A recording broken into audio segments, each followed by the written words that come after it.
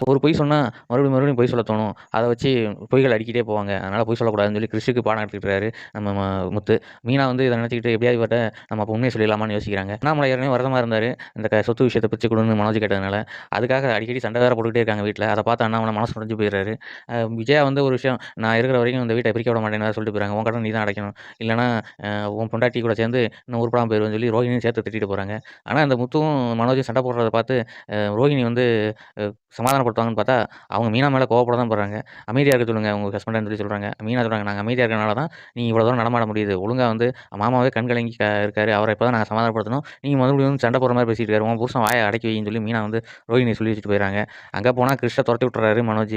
கல்யாணின்னு சொல்லி உருவத்துல வந்துரலான்னு பார்த்தா, கழுத்த பிடிச்சு நெரிக்கிறாரு. "கல்யாணியா? நீ என்ன அப்பப்ப வந்து உன் பையன மிரட்டினா என்ன மிரட்டுவியான்னு" சொல்லி கழுத்த பிடிச்சு நெரிக்கிறாரு. ரோஹிணி இந்த விஷயத்துலயும் மனோஜ் வந்து உஷாராயிட்டாரு. உஷாராயிட்டாரு மீன்ஸ் ரோஹிணியால ஒண்ணும் பண்ண முடியல. ஏன்னா, அவருக்கு இருக்கிற மனோஜ் இருக்கிற கோவத்துல கொன்றுவார் போல. இனிமே கல்யாணியாவும் வேஷம் போட முடியாது போல ரோஹிணிக்கு. கிறிஷ் தான் பாவம் இதுக்கிடையில. நீங்க என்ன நினைக்கிறீங்க? கமெண்ட் பாக்ஸ்ல கமெண்ட் பண்ணுங்க. Thank you.